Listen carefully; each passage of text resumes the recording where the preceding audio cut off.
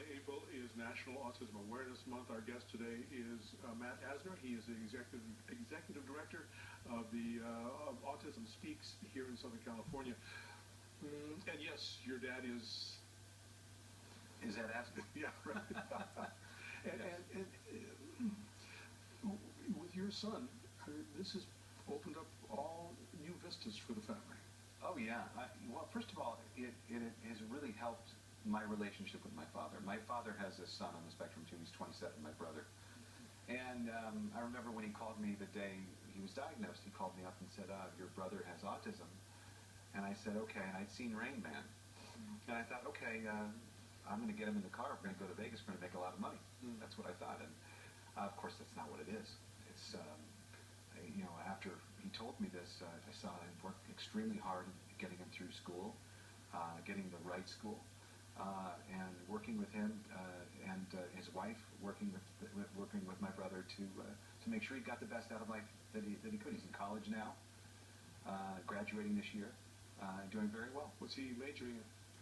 He's majoring in marine biology. So he's doing or environmental sciences. He's doing great. He's doing great. And is it just a coincidence that he had a son, and you have a son with perhaps. I'm not sure. You know, I think there's certainly proof that there's a genetic component to it. And I think if you ask my dad and I, we would certainly say that we have it in the genes. But my brother and my son have very different types of autism. They're very different. My brother did incredibly well in school.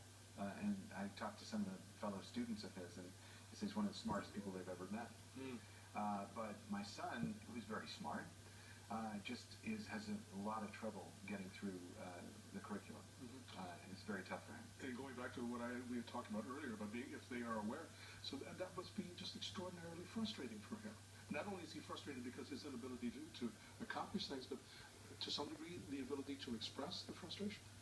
Well, that's the problem. I mean, you hear about meltdowns. Sure.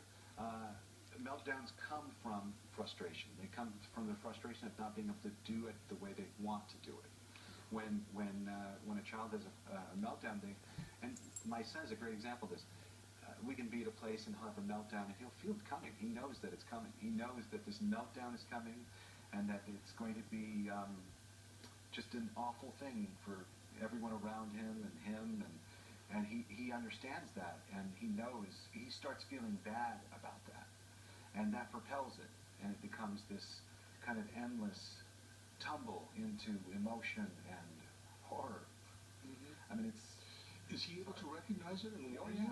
Yeah. He doesn't warn me, but you know, you can see it coming, and you see it on his face that he knows that that's happening, and you know, once you reach a certain point, if you haven't intervened and you haven't kind of diverted him in a satisfactory way, it can turn very ugly, and it becomes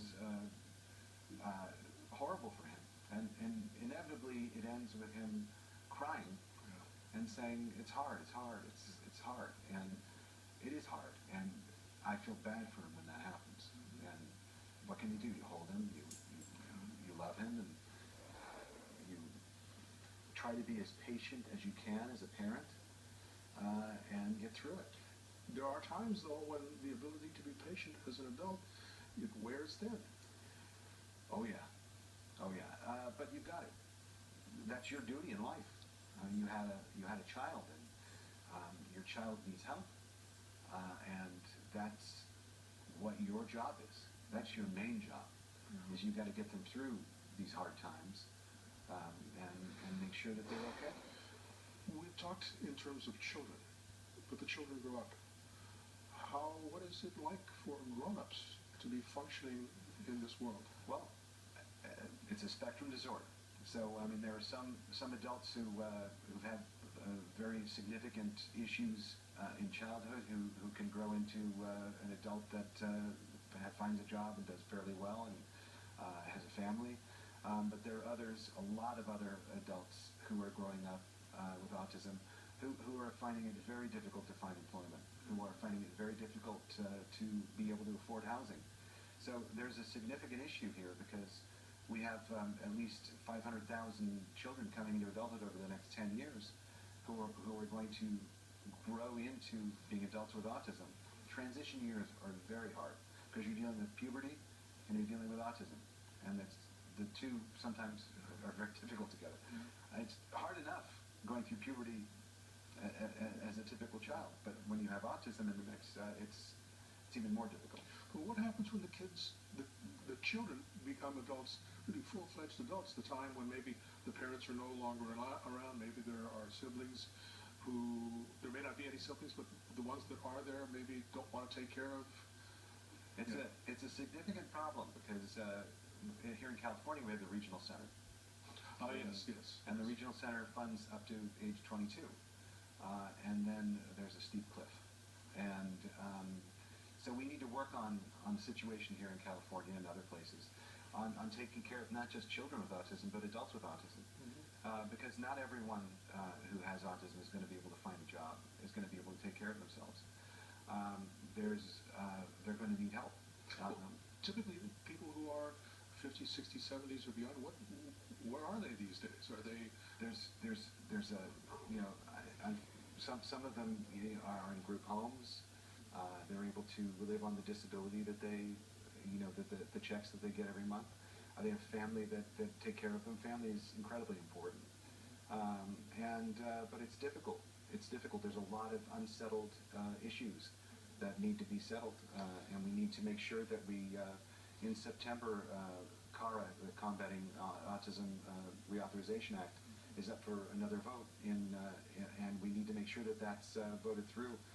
We need to make sure we let our leaders know that this is a significant issue. It's probably one of the most significant issues of our day, and it's not going away. It's getting worse, and we need to make sure that our leaders understand that we need to take care of our children and our adults that are on the spectrum. We'll take one more break.